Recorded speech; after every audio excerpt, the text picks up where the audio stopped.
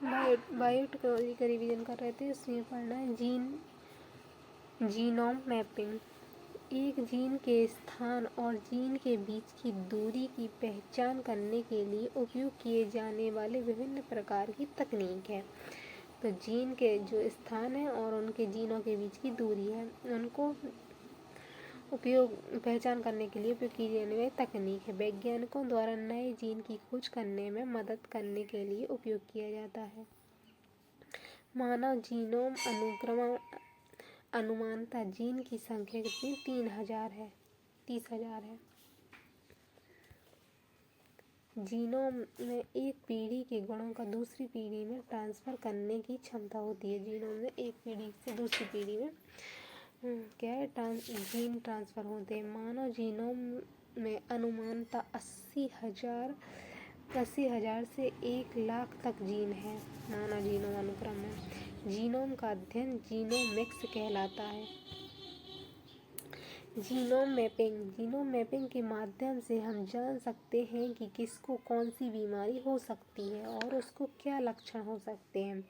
इससे यह पता लगाया जा सकता है कि हमारे देश के लोग अन्य देश के लोगों से किस प्रकार भिन्न हैं या उनमें क्या समानताएं हैं।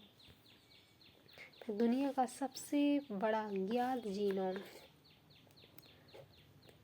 इसमें टीमोसिप्टेरिस ओब्लोसेंटोला नामक एक फर्न पौधे की एक प्रजाति है, उसका जीन सबसे बड़ा है।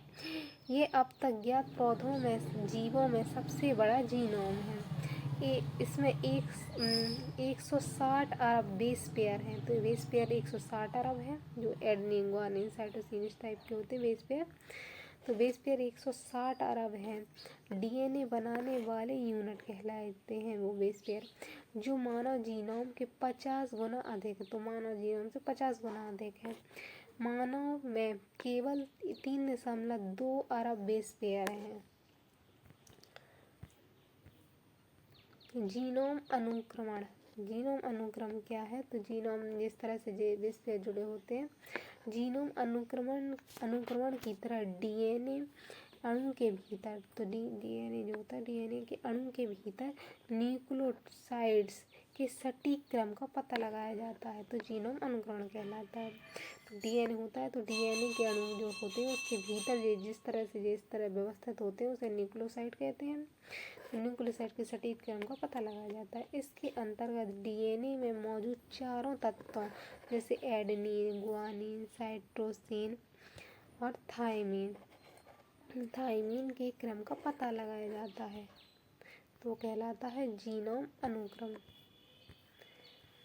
इस तरह से किस तरह व्यवस्थित होते हैं एडेनिन से तो इन सब चीज़ों का पता लगाया जाता है इसमें। वेरिएंट 1, वेरिएंट 2, इस तरह से किस तरह व्यवस्थित है ये पता लगाया जाता है। वन डे वन जीन की एक पहल की गई है। जैव प्रौद्योगिकी विभाग डीवीटी और जैव प्रौद्योगिकी अनुसंधान एवं नवाचार परिषद द्वारा भारत की विशाल सूक्ष्मजीव क्षमता को दर्शाने के लिए, ये सूक्ष्मजीवी क्षमता कितनी है तो दर्शाने के लिए वन डे वन जीनोम पहल की शुरुआत की गई है। ये पहल भारत में पाए जाने वाले जीवाणुओं की अलग अलग प्रजातियों को उजागर करेगी और पर्यावरण, कृषि, मानव स्वास्थ्य में उनकी महत्वपूर्ण भूमिका को दर्शाएगी। तो हर एक दिन में एक जीन की पहचान होगी, एक जीनोम की पहचान होगी। इस पहल का उद्देश्य देश में पृथक किए गए पूर्ण रूप से एनोटेट जीवाणु जीनोम यानी वेक्टरोलॉजिकल जीनोम को जनसामान्य के लिए स्वतंत्र रूप से उपलब्ध कराना है। इस पहल का उद्देश्य देश में पृथक किए गए पूर्ण रूप से एनोटेट जीवाणु जीनोम जो है उसको जनसामान्य के लिए उपलब्ध कराना है। अनुक्रमण आंकड़ों का अनुक्रमण आंकड़ों का विश्लेषण करके विभिन्न महत्वपूर्ण जीनोम, तो जो आंकड़े आएंगे उनका अध्ययन करेंगे और उन आंकड़ों से रोगाणुरोधी, प्रतिरोधी, जैव सक्रिय यौगिक आदि के लिए जीनोम एनकोडेड क्षमता की पहचान की जा सकती है। बायोमेट्रिक्स क्या है?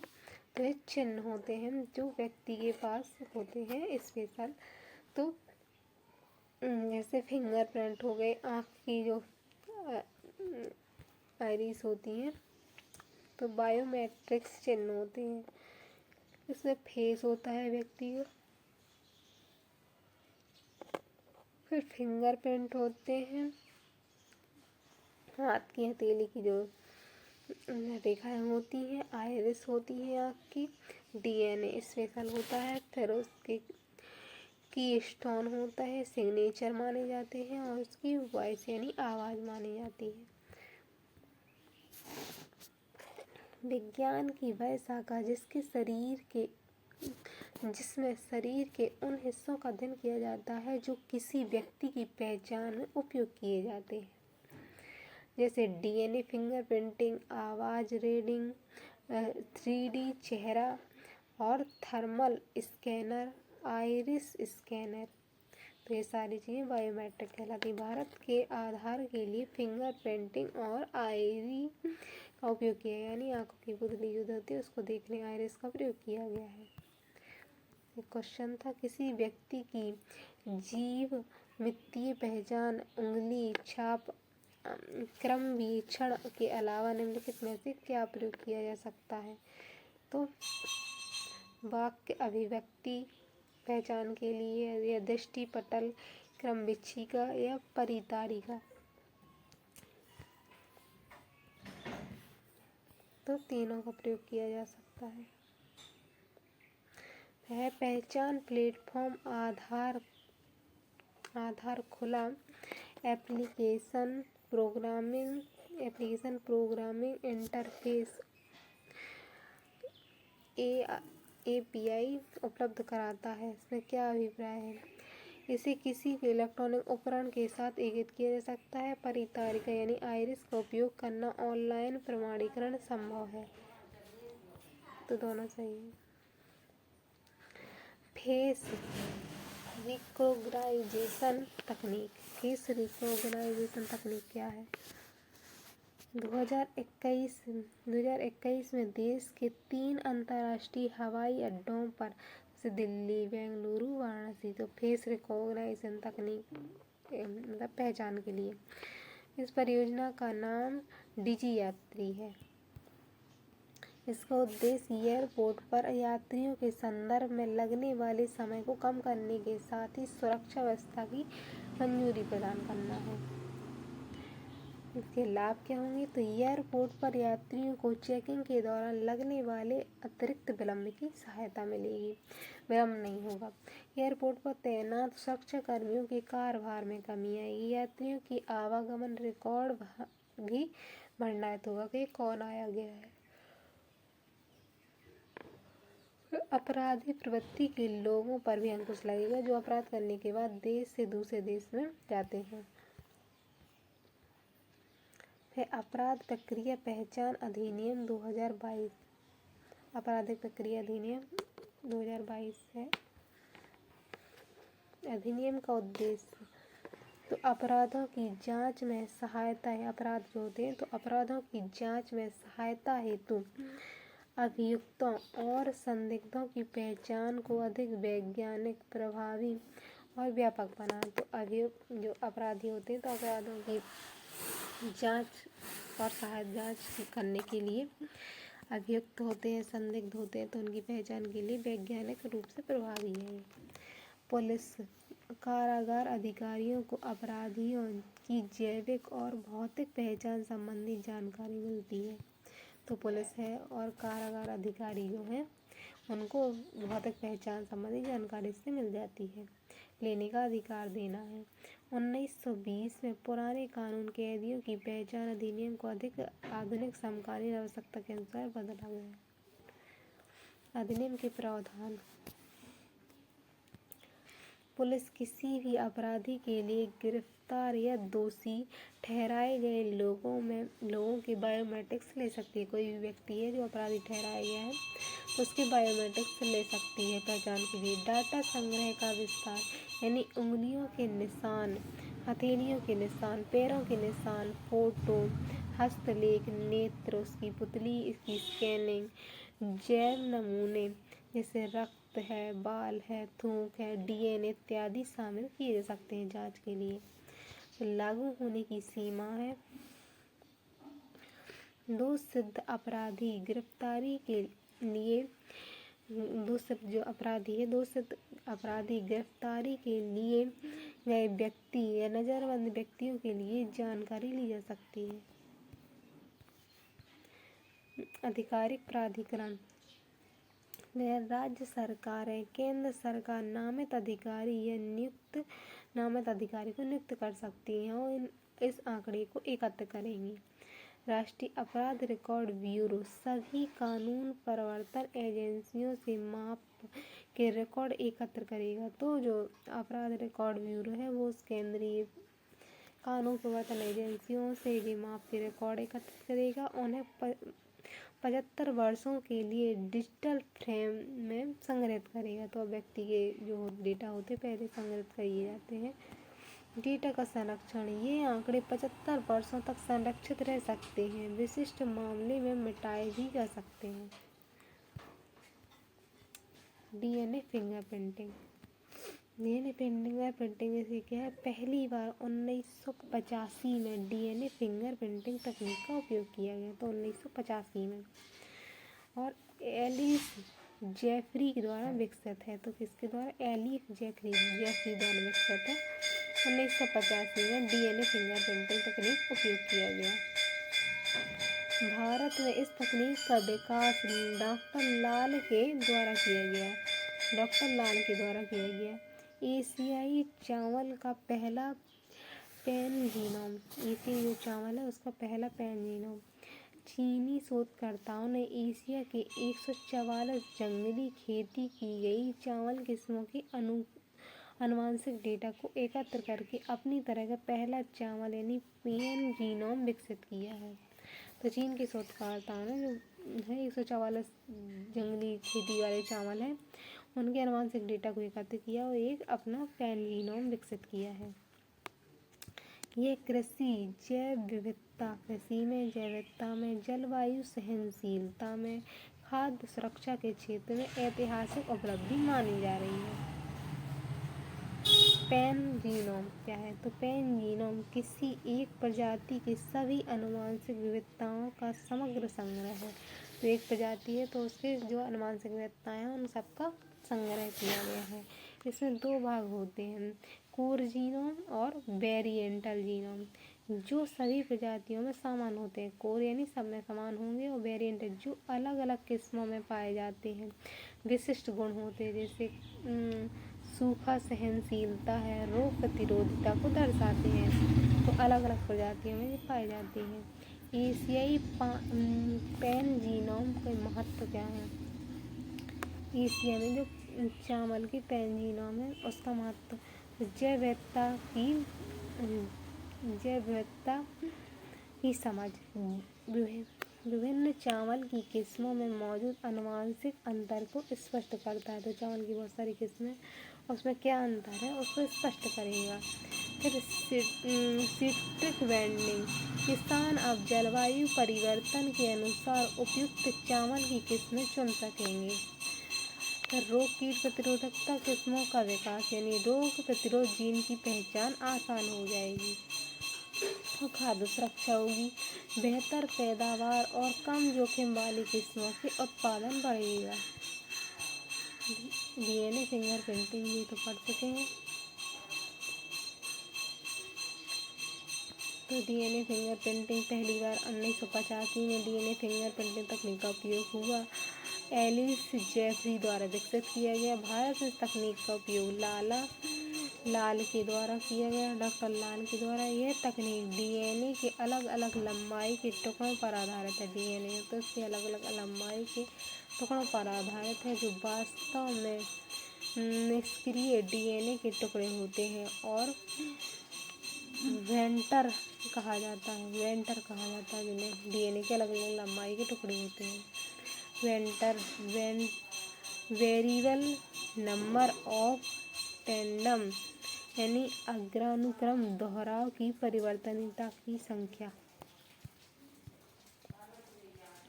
लगभग 99.58% डीएनए अनुक्रम सभी व्यक्तियों में एक जैसे होते हैं। केवल 0.02% की अंतर होता है। प्रत्येक मनुष्य का डीएनए एक दूसरे से अलग होता है और इसी आधार पर किसी व्यक्ति की पहचान की जा सकती है। तो 0.02% होता है। डीएनए फिंगर प्रिंटिंग तकनीक की प्रक्रिया और विभिन्न पद। तो डीएनए को विभिन्न नमूने जैसे रक्त, बाल, त्वचा, बैर इत्यादि से अलग किया जा सकता है। एकत्रित डीएनए नमूने को एक या अधिक प्रतिबंध एंजाइमों का उपयोग करके विभिन्न आकार के कई टुकड़ों में काटा जाता है। फिर डीएनए के टुकड़ों को एगरोज जेल इलेक्ट्रोफोरेसिस द्वारा अलग किया जाता है। अलग अलग आकार के डीएनए के टुकड़ों को लंबाई के आधार पर क्रमबद्ध किया जाता है। इस प्रकार जेल पर अलग किया गया डीएनए नाइट्रोसेलुलोज नायलॉन झिल्ली में स्थानांतरित हो जाता है, जो झिल्ली के समान हो जाता है। फिर नायलॉन झिल्ली को 3 मिनट के लिए यूवी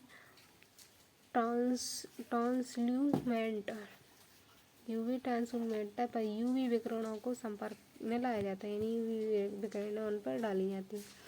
यूवी विकिरणों के संपर्क में रखा जाता है। यह डीएनए झिल्ली को स्थायी रूप से जोड़ने के लिए 80 डिग्री सेल्सियस पर 2 घंटे तक रखा जाता है उसे।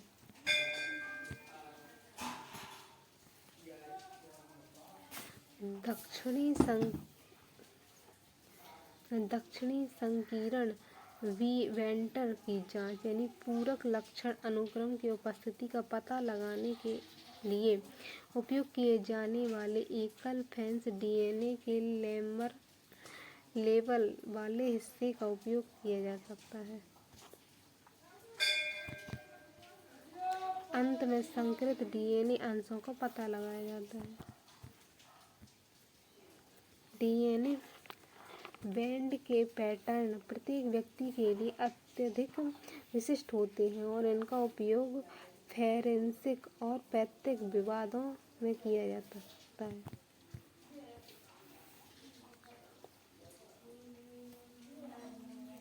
तो सैंपल लिए जाते हैं। एक्सटर्नल डीएनए होता है, अलग अलग लंबाई के टुकड़े होते हैं, उन्हें रखा जाता है और जांच की जाती है।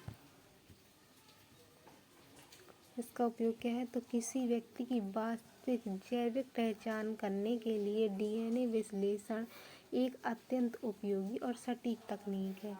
किसी व्यक्ति की शारीरिक बनावट, उसकी आँखों के साथ साथ त्वचा के रंग का पता लगाया जा सकता है। आनुवंशिक बीमारियों को दूर किया जा सकता है। जीन एडिटिंग और डिजाइनर बेबी में मदद मिलती है। तो जीन एडिटिंग करने में और डिजाइनर बेबी बनाने में उसकी डीएनए की पहचान से मदद मिलती है। आपराधिक अन्वेषण के उपयोग किया जाता है। किसी मानव की पहचान करते हैं, अर्थात यह तकनीक बायोमेट्रिक्स में व्यक्ति की पहचान के लिए भी उपयोगी है।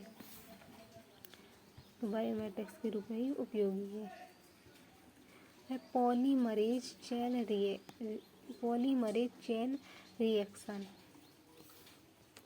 पॉलीमरेज चेन रिएक्शन क्या है? पॉलीमरेज चेन रिएक्शन का प्रयोग एक प्रयोगशाला तकनीक है जिसका उपयोग डीएनए के एक छोटे से हिस्से को बहुत अधिक मात्रा में कॉपी या गुणित करने के लिए किया जाता है। तो इसी एक प्रयोगशाला तकनीक है। डीएनए के छोटे छोटे हिस्से होते, हिस्सों को बहुत अधिक मात्रा में कॉपी किया जाता है इसे 1983 में कैरी मुलिस ने विकसित किया था।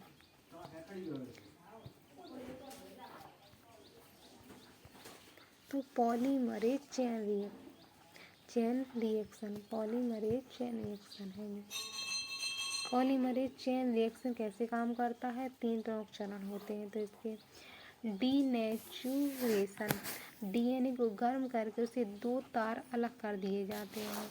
फिर फिंगरप्रिंटिंग, एक विशेष प्राइमर डीएनए से जुड़े हैं जो कॉपी बनाना शुरू हो सकते हैं। एक्सट्रैक्शन एंजाइम डीएनए के नए हिस्से को जोड़ता है और कॉपी बनाता है। यह प्रक्रिया कई बार दोहराई जाती है। इसे डीएनए तो ये प्रक्रिया कई बार दोहराई जाती है। इसे डीएनए की लाखों करोड़ों इसमें प्रतियां बनाई जाती हैं।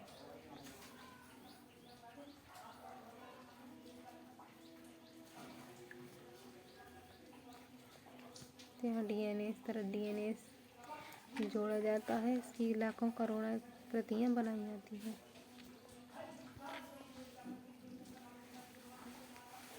तो पॉलीमरेज चेन रिएक्शन के उपयोग क्या है? तो रोगों की पहचान में, जैसे कोविड-19 वायरस की पहचान RT-PCR यानी पॉलीमरेज चेन रिएक्शन तकनीक से होती है।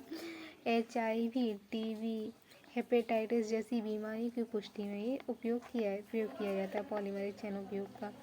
आनुवंशिक बीमारियों की पहचान में, जैसे थैलेसीमिया, सिकल सेल एनीमिया इत्यादि की पहचान होती है। डीएनए परीक्षण, जैसे अपराधों की जांच में डीएनए पहचान के लिए पैतृक परीक्षण भी सहायक है। आनुवंशिक अभियांत्रिकी पुनः संयोजन डीएनए तकनीक। तो आनुवंशिक अभियांत्रिकी क्या है? पुनः संयोजन डीएनए तकनीक। आनुवंशिक अभियांत्रिकी पुनः संयोजन डीएनए तकनीक है। तो इस आनुवंशिक अभियांत्रिकी में क्या है? क्रॉप्स जो होती है फसल, उसमें एक जीव का जीन दूसरे जीव के डीएनए में जोड़ दिया जाता है। तो एक जीव का जीन लिया जाता है और उसके दूसरे जीव के जीन में जोड़ दिया जाता है। तो इस तरह का इसके गुणसूत्र हैं। यहाँ पे जीन है और किसी और चीज़ का डीएनए जीन लिया और उसके दूसरे में जोड़ दिया, तो वो होता है आनुवंशिक अभियांत्रिकी या पुनः संयोजन डीएनए तकनीक।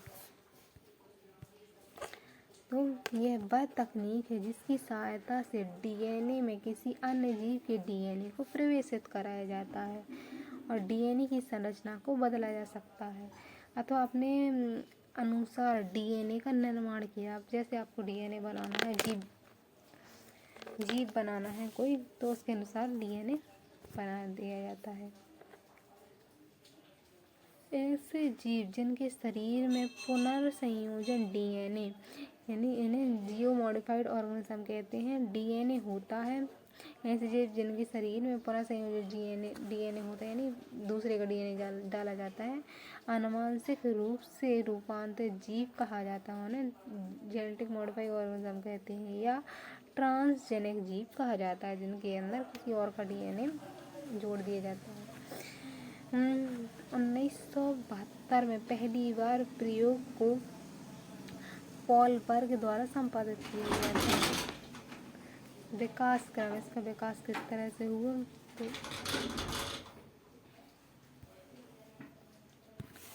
1917 में कार्ल एरिकी ने बायोटेक्नोलॉजी शब्द को गढ़ा।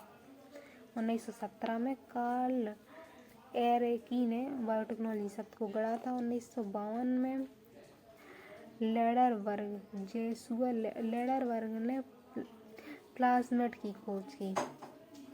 93 में वाटसन क्रिक ने डीएनए की डबल हेलिक्स की संरचना का प्रस्ताव रखा कि डीएनए डबल हेलिक्स है। तो 1953 में वाटसन और क्रिक ने डबल हेलिक्स की संरचना दी। 1960 में बर्न ऑर्बर मैथ्यूमेसलन ने रेस्ट्रिक्शन की खोज की। 1972 में पार्ल बर्ग ने एक जीवाणु से वायरस में पहला रिकॉम्बिनेंट डीएनए इकट्ठा किया। तो एक वायरस से पहला रिकॉम्बिनेंट डीएनए इकट्ठा किया 1972 में। इस तरह उसका विकास क्रम है कि एक जीन होता है, उसमें दूसरा डीएनए इस तरह जोड़ दिया जाता है, फिर उसका विकास किया जाता है और मानव में स्थानांतरित हो जाता है। 1922 में एली लिली और जेनेटिक द्वारा विकसित दुनिया का पहला पुनः संयोजित डीएनए चिकित्सा उत्पाद जो हुमुलिन को मंजूरी मिल गई थी। तो हुमुलिन को मंजूरी मिली 1982 में पुनः संयोजित डीएनए चिकित्सा के लिए। 1983 में कैरी मुलिस ने पॉलीमरेज चेन रिएक्शन का विकास किया। तो 1983 में पॉलीमरेज चेन रिएक्शन का विकास हुआ। 1984 में सर एलेक जेफिन ने डीएनए फिंगरप्रिंटिंग का आविष्कार किया। तो डीएनए फिंगरप्रिंटिंग का आविष्कार 1984 में हुआ। 1990 में मानव जीनोम परियोजना आधिकारिक तौर पर शुरू की गई और जिसे अमेरिकी ऊर्जा विभाग और राष्ट्रीय स्वास्थ्य संस्थान द्वारा समन्वित किया गया था। 1990 में हुई। 1992 का दशक आया चरण है। तो 1992 में पहली अनुवांशिक रूप से इंजीनियर की गई फसल फ्लावर सावर टमाटर पेश की गई। फ्लावर सावर टमाटर पेश की 1992 में, जिसे 1992 में क्लोन द्वारा उत्पादित किया गया था। तो सावर टमाटर की एक किस्म बनी। 1996 में कीथ कैम्पबेल और इयन परमाणु हस्तांतरण डॉली भेड़ का उपयोग किया गया। डॉली भेड़ बनाई गई जिसकी वयस्क देह कोशिकाओं से पहले स्तनपायी का क्लोन बनाया गया। स्तनपायी तो डॉली भेड़ थी, उसका क्लोन बनाया गया। फिर 1996 में ही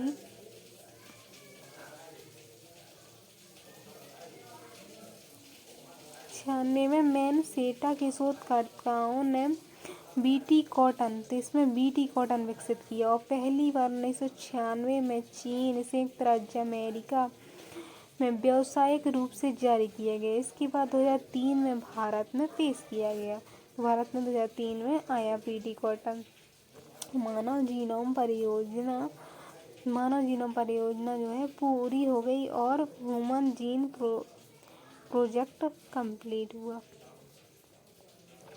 2020 आए तो रॉबर्ट एडवर्ड्स को मानव in vitro fertilization IVF therapy के विकास के लिए नोबेल पुरस्कार से सम्मानित किया गया।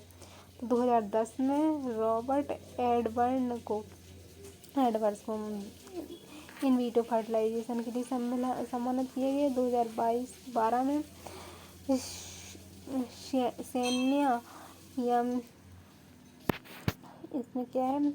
यमुना को जेबी गोर्डन ने पाया कि विभेदित कोशिकाओं को प्रेरित या प्लूरिपोटेंट स्टेम सेल्स जो होती हैं 2022 में खोजी गई स्टेम सेल्स में पुनः प्रयोग किया जा सकता है। तो स्टेम सेल्स आई।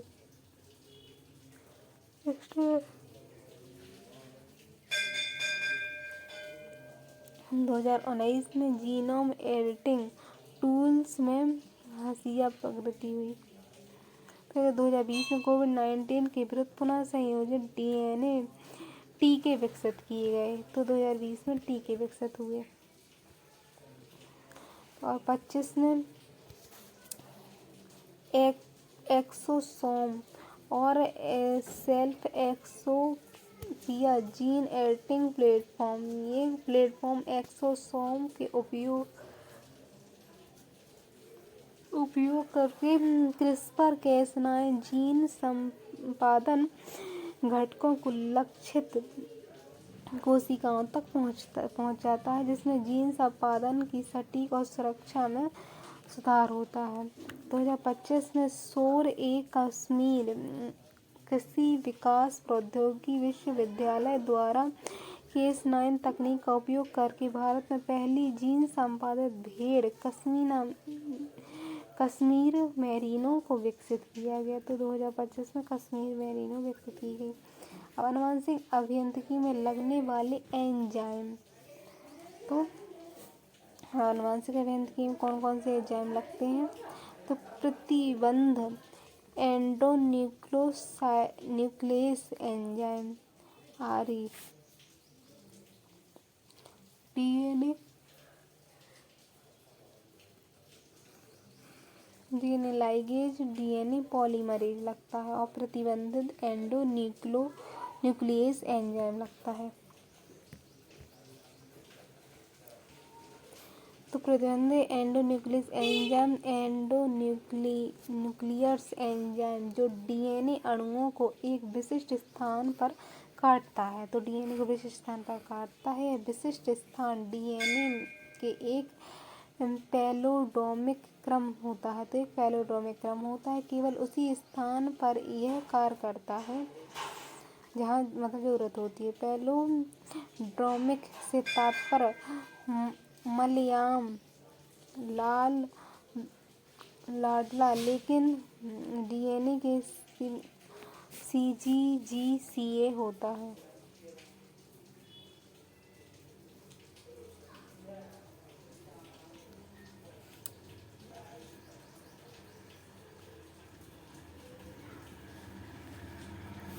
तो इसमें किस पर Cas9 होता है?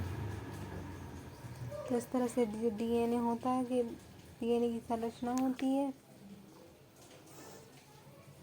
इस साइड के जी डीएनए सेम है और इस साइड के भी डीएनए सेम होते हैं।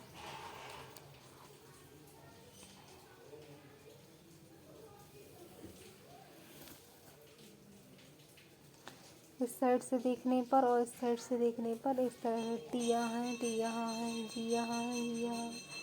तो ये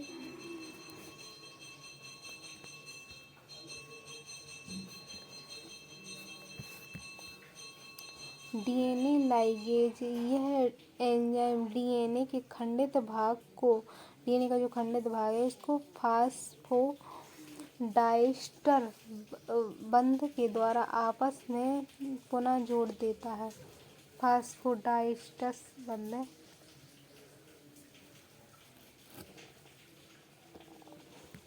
तो आपस में जोड़ देता है। डीएनए पॉलीमरेज, वह एंजाइम जो न्यूक्लियोटाइड को आपस में जोड़कर डीएनए का निर्माण करता है। आपस में जोड़कर डीएनए का निर्माण करता है। तो पुनः संयोजन डीएनए प्रौद्योगिकी के प्रक्रम कैसे हैं? पुनः संयोजन डीएनए प्रौद्योगिकी के प्रक्रम, उम्मीदवार जीन की पहचान की जाती है। आनुवंशिक पदार्थ डीएनए का पृथक्करण किया जाता है। फिर प्रतिबंधित एंजाइम का पृथक्करण करने में उपयोग किया जाता है। स्थानांतरित डीएनए स्थानांतरण का एक तरीका है। फिर सदर्न ब्लास्टर PCR जो चेन होती है, पॉलीमरेज चेन रिएक्शन का उपयोग करते हुए लाभकारी जीन का प्रवर्धन, लाभकारी जीन उसमें जोड़ा जाता है। जैसे बैक्टीरिया है तो बैक्टीरिया में उसका जीन होता है, तो इसमें इस तरह ये रेड कलर वाली जीन ये काट दी जाती है और दूसरा डीएनए जो होता है वो जोड़ सकते हैं। इसमें पौधों में किया जा सकता है। आनुवंशिक अभियांत्रिकी के अनुप्रयोग, क्या क्या काम में आती है आनुवंशिक अभियांत्रिकी?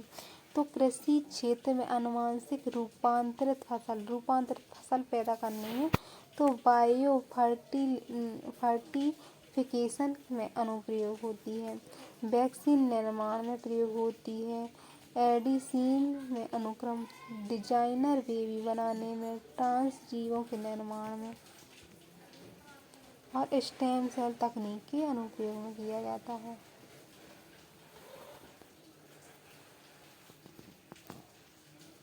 फिर कृषि क्षेत्र में आनुवंशिक रूपांतरित फसल, तो कृषि क्षेत्र में आनुवंशिक रूपांतरित फसल और बायो फर्टिफिकेशन में आनुवंशिक रूपांतरित फसल होती है, बायो फर्टिफिकेशन तो जेनेटिक मॉडिफाई ऑर्गेनिज्म होता है। इसमें कौन कौन सा है, बीटी कॉटन है, HT बीटी है, ये GM सरसों है, उनमें किया गया है। तो आनुवंशिक रूपांतर जो फसलें हैं वो कौन कौन सी हैं, वह फसल जिसमें DNA में बदलाव अर्थात ऐसी फसलों की उत्पत्ति जिनकी बनावट में आनुवंशिकीय रूपांतरण से होती है। फसलों या उत्पादों के जीन में कृत्रिम रूप से बदलाव होता है। GM फसलों के जीन में बायोटेक्नोलॉजी और बायो इंजीनियरिंग के द्वारा परिवर्तन किया जाता है। आनुवंशिक संशोधित फसलों का इतिहास है। तो आनुवंशिक संशोधित फसलों का इतिहास 1980 के दशक में आनुवंशिक रूप से फसलों को संशोधित करने के 1980 का दशक था। 1980 के दशक में आनुवंशिक रूप से जो फसलें हैं उनको संशोधित करने के पहले प्रयास किए गए थे और 1982 में इस खाद्य पौधों की बजाय तंबाकू पर लागू किया गया था। पहली आनुवंशिक रूप से इंजीनियर की गई फसल फ्लावर सावर एंड टमाटर पेश किया गया, जिसे 1992 में कैलजीन द्वारा उत्पादित किया गया। तो पहली जो फसल थी वो टमाटर थी। फिर 2002 में भारत पहली आनुवंशिक फसल बीटी कपास थी, बीटी कॉटन कहते हैं, तो गुजरात में उत्पन्न की गई थी 2002 में बीटी कपास। तो बीटी कपास क्या है, सर्वप्रथम बीटी कपास बैकुलस थॉरिंजिनेसिस है। सर्वप्रथम मोनसेटा समूह द्वारा बोलगार्ड कपास के नाम से 1996 में अमेरिका में बीटी कपास आया। फिर कपास के बोलवर्म का एक सामान्य कीट का मुकाबला करने के लिए, बोलवर्म नाम का एक कोई कीट है, तो उसका मुकाबला करने के लिए कीटनाशक उत्पादन करने के लिए इसे आनुवंशिक रूप से संशोधित किया गया। तो वो खुद ही कीट को मार देती है, कीटनाशक डालने की जरूरत नहीं होती इसमें। बीटी कॉटन जो है, बीटी कॉटन ये हर्बिसाइड टॉलरेंस यानी बीटी कपास बीज उद्योग द्वारा इसका विरोध किया गया। न केवल छोटी कपास बीज कंपनियों को नष्ट कर दी, तो जो कपास का उद्योग वाली जो है उसने विरोध किया, कंपनियों किया, और इसने कहा कि कंपनियों को ये वाली कपास जो छोटी कपास होती है उनको कंपनियों को नष्ट कर देगी उनकी, और इसे भारत में पूरे वैध कपास बीज बाजार को भी खतरा है। तो कपास बाजार को उसमें खतरा बताया। बीटी बैगन है, तो बीटी बैगन वर्ष 2009 में आया और 2009 में जेनेटिक इंजीनियरिंग मूल्यांकन समिति द्वारा बीटी बैगन के व्यावसायिक उत्पादन को मंजूरी दी गई, किंतु इसके व्यापक विरोध को देखते हुए पर्यावरण मंत्रालय 2010 में इसे प्रतिबंध लगा दिया गया। तो बीटी बैगन पर भारत में प्रतिबंध है। तो GM सरसों यानी धारा मस्टर्ड हार्वर्ड 11 है सरसों की प्रजाति है, स्वदेशी रूप से विकसित ट्रांसजेनिक सरसों है। दिल्ली यूनिवर्सिटी के पूर्व वाइस चांसलर डॉक्टर दीपक पेंटल और दिल्ली यूनिवर्सिटी के साउथ दिल्ली कैंपस स्थित centre for genetic manipulation of crop plants द्वारा विकसित किया गया। तो GM सरसों को विकसित किया। हर्बिसाइड टॉलरेंस सरसों का आनुवंशिक तौर पर संशोधित रूप है, आनुवंशिक रूप से संशोधित रूप है ये हर्बिसाइड टॉलरेंस। फिर वरुणा नामक एक पारंपरिक सरसों प्रजाति थी। तो वरुणा नामक पारंपरिक सरसों प्रजाति को पूर्वी यूरोप की एक प्रजाति के साथ क्रॉस करके तैयार किए गए। तो पूर्वी यूरोप की एक प्रजाति है उसके साथ क्रॉस करके इसको तैयार किया गया है। दो जीन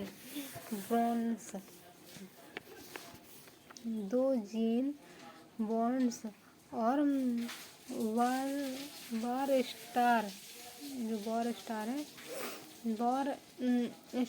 जो बैसिलस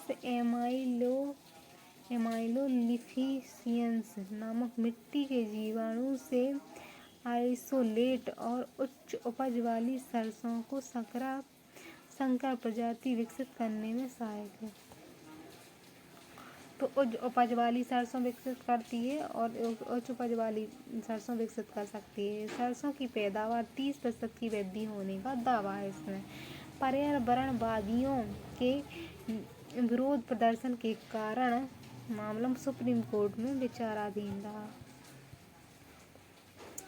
भारत में जेनेटिक मॉडिफाइड क्रॉप्स के कानूनी प्रावधान। तो अनुवांशिक जो रूपांतरित फसलें होती हैं, क्रॉप्स होती हैं, उनके संबंध में कानूनी प्रावधान है। इसके लिए अनुवांशिक इंजीनियरिंग मूल्यांकन समिति, तो अनुवांशिक रूप से इंजीनियरिंग मूल्यांकन समिति है बनाई गई, केंद्रीय पर्यावरण मंत्रालय के तहत बनेगी। पर्यावरणीय दृष्टिकोण से अनुसंधान और औद्योगिक उत्पादन में खतरनाक सूक्ष्म जीवों तथा पुनः संयोजकों के बड़े पैमाने पर उपयोग से जुड़ी गतिविधियों का मूल्यांकन हेतु उत्तरदायी है। तो पर्यावरणीय जो होती हैं, तो पर्यावरणीय दृष्टिकोण से अनुसंधान प्रौद्योगिकी बड़े पैमाने पर उपयोग से जुड़ी मूल्यांकन हेतु उत्तरदायी है। इसका अध्यक्ष है तो केंद्रीय पर्यावरण मंत्रालय के सचिव और इसके 24 सदस्य होते हैं। इसमें अध्यक्ष जैव प्रौद्योगिकी विभाग का एक प्रतिनिधि प्रत्येक माह बैठक करता है। फिर जीएम फसल के सकारात्मक पक्ष क्या है? अगर जीएम फसल बनती है तो इसके सकारात्मक पक्ष तो अधिक उत्पादन होगा और कम लागत लगेगी। खरपतवार यानी कीटों जैसी समस्याओं का समाधान होगा।